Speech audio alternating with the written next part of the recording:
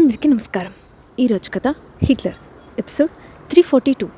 నువ్వెవరు? ఇక స్టోరీలోకి వెళ్తే, రక్షిత్ తన కోసం చేసిన సాహసం గురించి తెలుసుకున్న లోలితాకు అతని మీద ప్రేమ అమాంతం పెరిగిపోతుంది. ఫలితంగా ఇద్దరూ ఒక్కటయ్యారు. ఆ ప్రాసెస్లో ఇబ్బందికి గురైన లోలితాకు తీవ్రమైన ఒళ్ళు నొప్పులు రావడంతో డాక్టర్ను పిలిపించి ట్రీట్మెంట్ ఇప్పిస్తాడు. ఈ హడావిడిలో తన తండ్రి ఇంటికి వచ్చిన సంగతి మర్చిపోతాడు రక్షిత్. కాసేపటికి ఆమెకు మెడిసిన్ వేసుకొని నిద్రపోవడంతో తీరిగ్గా కిందికి వచ్చిన అతనికి హాల్లో కోపంగా కూర్చున్న భూపేంద్ర శెట్టి కనిపించాడు. అక్కడ తనకున్న సంగతి తెలిసి కూడా ఏమీ పట్టనట్టు తన పని తాను చేసుకుంటున్న రక్షిత్ని చూసి అతనిలో కోపం మరింత పెరిగిపోయింది. ప్లేట్లో ఉన్న గుప్పెడు మెతుకులు తినడానికి 2 గంటలు పట్టిందా మీకు? నీతో మాట్లాడడానికి నేను ఎదురు చూస్తున్నానని తెలిసి కూడా ఎందుకు ఇగ్నోర్ చేస్తున్నావు అని ఆవేశంగా అడిగాడు భూపేంద్ర శెట్టి. మళ్ళీ కిందికి వచ్చే వరకు మీరున్న సంగతి నాకు గుర్తుకులేదు. ఇంతకీ మీరు ఇక్కడికి ఎందుకు వచ్చారు అని ప్రశ్నించాడు. నీకు తెలిసి కూడా ఎందుకు అడుగుతున్నావు? సరే, చంద్రన్ ఫ్యామిలీ సంగతి ఏంటి? జరిగిందేదో జరిగిపోయింది. నీతును వదిలిపెట్టచ్చు కదా. ఆమె ఇదంతా నీ మీద ప్రేమతోనే చేసింది. ఇప్పటికైనా ఈ విషయాన్ని ఒప్పుకో. ఆమె స్నేహితురాల్ని విపరీతంగా టార్చర్ చేశావు. ఇకనైనా వాళ్ళని వదిలే అని రిక్వెస్ట్ చేశాడు. మీ మాట కాదని అంటున్నందుకు ఐఎమ్ సారీ డాడ్. నా భార్య విషయంలో ఇన్వాల్వ్ అయి ఉన్న వాళ్ళను వదిలిపెట్టడం నాకు అస్సలు ఇష్టం లేదు అని స్పష్టంగా చెప్పాడు రక్షిత్. అలాగైతే వాళ్ళకి నా ముఖం ఎలా చూపించగలను? ఎన్నో సంవత్సరాలుగా మన 2 కుటుంబాల మధ్య మంచి స్నేహం ఉంది. ఇప్పుడు నీ కారణంగా ఇప్పటి వరకు వాళ్ళతో ఉన్న బంధానికి తెగిపోయే పరిస్థితి వరకు వచ్చింది. ఇప్పటి వరకు చేసిన దారుణం సరిపోలేదా నీకు? అంతగా కోపం తీరకపోతే ఆమె స్నేహితురాల్ని టార్చర్ చేయి. నీతును మాత్రం వదిలిపెట్టు అని సలహా ఇచ్చాడు. వావ్, ఇది మీ అస్సలు ఒరిజినాలిటీ. ఎంతసేపటికి బయటపడ్డారన్నమాట. మీకు కావలసిన వాళ్ళు బాగుంటే చాలు, మిగతా వాళ్ళు ఏమైపోయినా అనవసరం కదా. వాళ్ళను వదలడం అన్నది జరగని పని. వెళ్ళి ఇదే మాట చెప్పుకోండి. ఒకవేళ వాళ్ళు తిరిగి బెదిరిస్తే నేను ఏంటన్నది పూర్తిగా తెలిసిన మీరు నా గురించి వాళ్లకు కన్వే చేయండి. మీ 2వ భార్య నా చేతిలో ఎలా చనిపోయిందో కథలుగా వర్ణించండి. అప్పుడు ఒక్కరు కూడా మీ దగ్గరకు వచ్చే సాహసం చేయరు అని చెప్పాడు. ఆ మాటతో గతంలో జరిగిన సంఘటన గుర్తుకొచ్చి భూపేంద్ర శెట్టికి ఒళ్ళంతా చెమటలు పట్టేశాయి. గతంలో తన 2వ భార్య విషయంలో కొడుకు చేసిన పని ఇప్పటికీ మదిలో మెదులుతూనే ఉంది. అందుకుగాను కొడుకును శిక్షించే ధైర్యం మాత్రం చేయలేకపోయాడు. అతనిలో క్రూరత్వం స్వయంగా తన కళ్ళారా చూడటంతో ఇన్నేళ్లు గడిచినా భయంతో నోరు మెదపలేకపోయాడు. కాసేపటికి తేరుకున్న అతను, నీకు నేనంటే ఇష్టం లేదని తెలుసు, కానీ ఈ ఒక్కసారికి నా మాట మన్నించు. దయచేసి చంద్రన్ ఫ్యామిలీని విడిచిపెట్టు. ఎన్నో సంవత్సరాలుగా 2 కుటుంబాల మధ్య ఉన్న స్నేహం ఈ కారణంగా డిస్టర్బ్ అవ్వడం నాకు అస్సలు ఇష్టం లేదు. ఎంతైనా భవిష్యత్తులో శెట్టి ఫ్యామిలీకి కాబోయే వారసుడివి. అందరితో వైర్యం అవసరమా మనకు? మనకంటూ సపోర్టివ్గా ఉండాలి కదా అంటూ తన కొడుకునికి ప్రాపర్టీ ఆశ చూపించే ప్రయత్నం చేశాడు భూపేంద్ర శెట్టి. మీ వంశ వారసత్వానికి ఎవరికి కావాలంటే వారికి ఇచ్చుకోండి. నాకెలాంటి అభ్యంతరం లేదు. ఆ ఇంట్రెస్ట్ అంతకంటే లేదు. ముఖ్యంగా మిమ్మల్ని అసహించుకోవడానికి నేను పెద్దగా కారణాలు వెతుక్కోవాల్సిన అవసరం లేదు. ఇదెందుకో మీకు కూడా బాగా తెలుసు కాబట్టి వచ్చిన పని అయిపోతే ఇక వెళ్ళండి. ఇక్కడ మీరంటే పడి చచ్చిపోయే వాళ్ళు ఎవరూ లేరు. నాకు నచ్చని వ్యక్తులు నా ఇంట్లో నా కళ్ళెదురుగా ఉండడాన్ని అస్సలు సహించను. అడ్డు తప్పించడానికి ఎంత దూరమైనా వెళ్తాను. అంతేగాని వాళ్ళను క్షమించాలని ఆలోచిస్తూ నా సమయాన్ని ఓపికని వృధా చేసుకోను అని తేల్చి చెప్పాడు రక్షిత్. అతని మాటలకు విస్మయానికి లోనైన భూపేంద్ర శెట్టి, మరి చంద్రన్ ఫ్యామిలీని ఏం చేయాలనుకుంటున్నావు అని ఆందోళనగా అడిగాడు. వాళ్లకు హాని చేయడానికి ఏమైనా మిగిలిందా? ఈ పాటికి చిన్న భిన్నం అయిపోయి ఉంటుంది కదా అని వికృతంగా నవ్వాడు రక్షిత్. నీ పద్ధతి కరెక్ట్ కాదు రక్షిత్. మరీ ఇంతటి పొగరు పనికిరాదు. ఇప్పటికైనా మారితే మంచిది. లేదంటే నీ ప్రేమైన వాళ్ళను కోల్పోవాల్సి వస్తుంది. శిక్షించడం నీకు మాత్రమే కాదు, నాకు కూడా తెలుసు. నేను వాళ్ళని చంపితే ఏం చేస్తావు అని కోపంగా ప్రశ్నించాడు భూపేంద్ర శెట్టి. ఆ మాటకి తండ్రి వైపు తీక్షణంగా చూస్తూ, ఒకసారి చేయి వేసి చూడండి. నెక్స్ట్ మినిట్ ఏం జరుగుతుందో తెలుస్తుంది. అనవసరంగా నా టెంపర్ని రెచ్చగొట్టాలని చూడకండి. ఇది మీకే మంచిది కాదు. అసలే నేను ఎక్కుపెట్టిన రిఫైల్ లాంటి వాడిని. ఏ క్షణాన్నైనా పేలడానికి సిద్ధంగా ఉన్నాను. కన్న తండ్రి అని కూడా చూడకుండా తగలబెట్టేస్తాను. ఆ తర్వాత ఘనంగా అంత్యక్రియలు చేసి రుణం తీర్చుకుంటాను. ఏమంటారు? యుద్ధానికి సిద్ధమా అని అడిగాడు. కొడుకు మాటలకి పట్టరాని కోపంతో రగిలిపోయిన భూపేంద్ర శెట్టి, గత జన్మలో ఎంతటి పాపం చేశానో ఏమో, ఈ జన్మలో ఇలాంటి కొడుకు పుట్టాడు. కన్న తండ్రి అన్న కనీస గౌరవం కూడా లేదు. నాకే వార్నింగ్ ఇచ్చేంత స్థాయికి ఎదిగిపోయాడు. నాకంటూ మూర్ఖంగా అన్నాడు. ఇక నేనేం ఎదురు చేస్తాను అని పైకి మాట్లాడే ధైర్యం లేక మనసులోనే తిట్టుకున్నాడు. కాసేపటికి ఒక నిర్ణయానికి వచ్చినట్టు గొంతు సవరించుకొని, నేను లోలితాను నా ఇంటి కోడలుగా అంగీకరిస్తే నువ్వు చంద్రన్ ఫ్యామిలీని వదిలేస్తావా అని కొడుకుతో కాలబేరానికి వచ్చాడు. మీరు నా పెళ్ళికి అంగీకరిస్తారా? అసలు ఎప్పుడైనా మీ సమ్మతి కోసం ప్రయత్నించానా అని సూటిగా తన్ని ప్రశ్నించాడు రక్షిత్. ఇప్పటి వరకు లేదనుకో, కానీ మన కుటుంబంలోకి కలవాలన్న ఆశ లోలితాకి లేకపోయినా తన తల్లికి ఉంటుంది కదా. అందుకే కొద్ది రోజుల క్రితం నా ఇంటికి వచ్చి లోలితాను నా కోడలుగా ఒప్పుకోమని నన్ను అభ్యర్థించింది. కేవలం ఆమెను మాత్రమే కాదు, సుధాను కూడా తిరిగి కుటుంబంలోకి ఆహ్వానిస్తాను. ఎంతైనా తన పుట్టింటితో కలవాలని నీ భార్యకు కూడా ఉంటుంది కదా. ఇద్దరికీ మన కుటుంబంలో స్థానం ఇస్తాను. కనీసం అప్పుడైనా నా అభ్యర్థన ఒప్పుకుంటావా అని ఆశగా అడిగాడు. ఆ మాటకి మౌనంగా ఆలోచిస్తూ నిలబడిన తన కొడుకుని చూసి, ఒకసారి నేను చెప్పిన విషయం ఆలోచించు రక్షిత్. ఇది నాకు మాత్రమే కాదు, నీకు కూడా ఉపయోగపడుతుంది. ఇంకెప్పుడు వాళ్ళు లోలిత మీదకి దాడి చేసే సాహసం చేయలేరు. అదృష్టం కొద్దీ ఆమెకు పెద్దగా ప్రమాదం జరగలేదు కదా, ఇంకా ఎందుకు పంతాలు పట్టింపులు అని కొడుకును ప్రశ్నించాడు భూపేంద్ర శెట్టి. సరే, ఈ ఒక్కసారికి మీ మాట వింటున్నాను. ఇంకొకసారి వాళ్ళలో ఎవరైనా లోలిత మీదకు దాడి చేయడం, ఇలాంటి పిచ్చి ప్రయత్నాలు చేస్తే ఆ ఫ్యామిలీని సర్వనాశనం చేస్తాను. ఆ విషయం దృష్టిలో పెట్టుకొని జాగ్రత్తగా ఉండమని చెప్పండి అని చెప్పి వేగంగా వెళ్ళిపోయాడు రక్షిత్.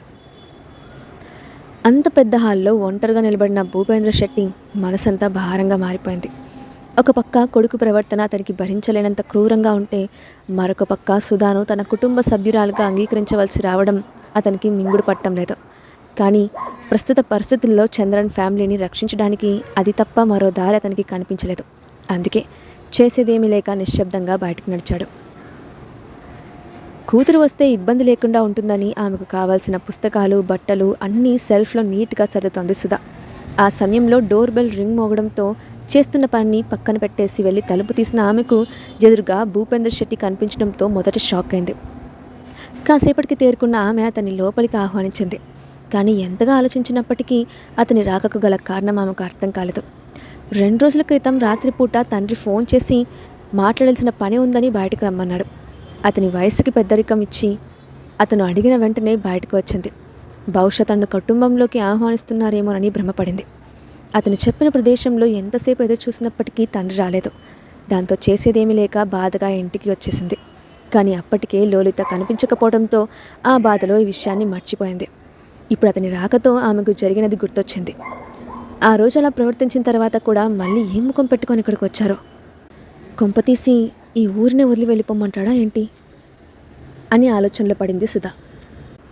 కానీ ఆమె ఆలోచనలు చెదరగొడుతూ, నీకు వీలైనప్పుడు నీ కూతుర్ని తీసుకొని మన ఇంటికి భోజనానికి రా అని ఇన్వైట్ చేశాడు. తండ్రి మాటలు నమ్మశక్యంగా అనిపించకపోవడంతో అతన్ని గమనించిన ఆమెకు ఆముదం తాగిన ముఖంతో ఆహ్వానిస్తున్న అతని తీరు మరింత ఆశ్చర్యానికి గురిచేసింది. దాంతో అతని వైపు అనుమానంగా చూస్తూ ఉండిపోయింది సుధా. ఆమె ముఖంలో అపనమ్మకం గమనించిన భూపేంద్ర శెట్టి, నీకు ఎలాంటి అనుమానం అక్కర్లేదు, నేను నిజంగానే ఇన్వైట్ చేస్తున్నాను. నిన్ను పిలవడం ఇష్టం లేకపోయినా నాకు మరొక దారి లేదు.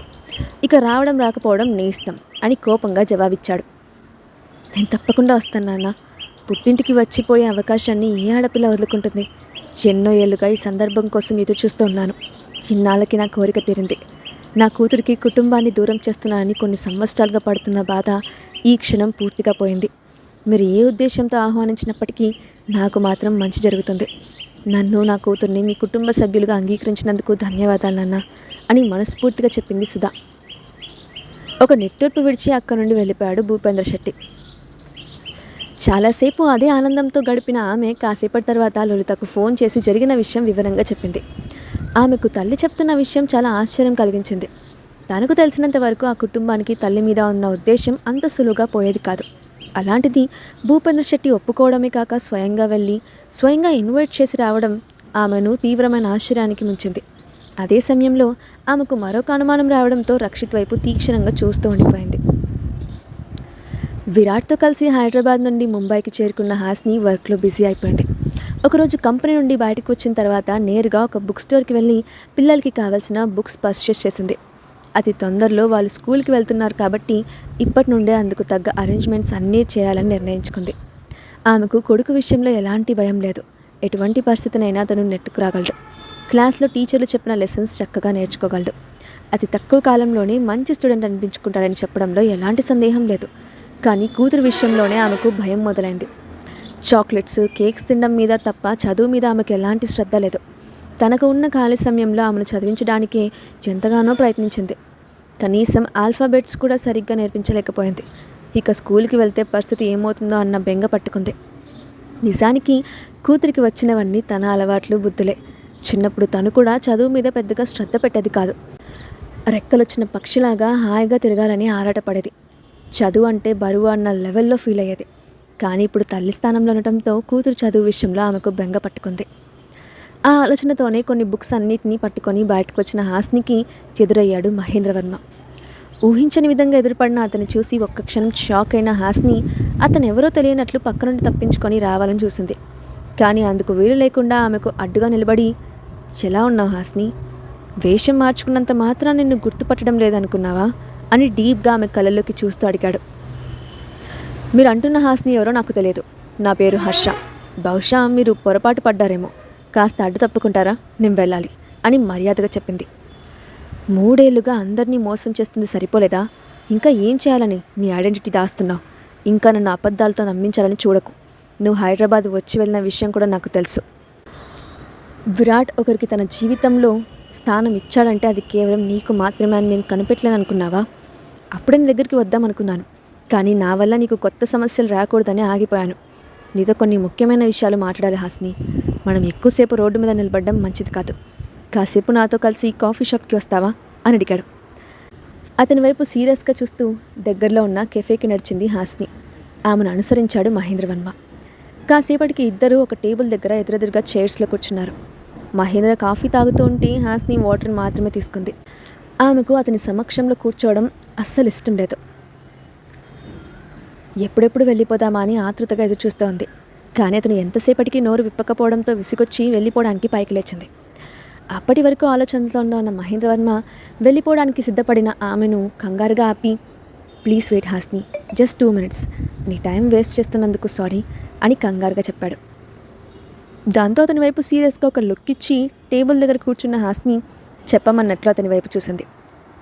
ఆమె ప్రవర్తనకి పిచ్చి పడుతున్నట్లు అనిపిస్తోంది అతనికి. భారంగా ఒక నిట్టూర్పు విడిచి, నువ్వు వేషం మార్చుకుంటే నేను గుర్తుపట్టలేను అనుకున్నావా హాస్ని? నువ్వు బ్రతికి ఉన్నావని నాకు ఇప్పుడు కాదు, వీడియో కాన్ఫరెన్స్లో నీ పిల్లలు చూసిన రోజే అర్థమైంది. అప్పుడే నీ దగ్గరికి వద్దామనుకున్నాను.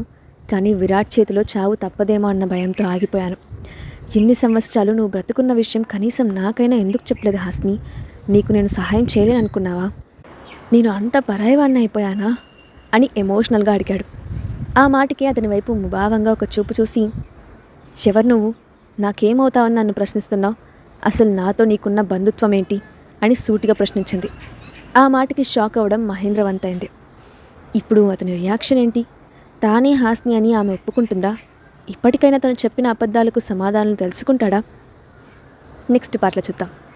Thanks for watching.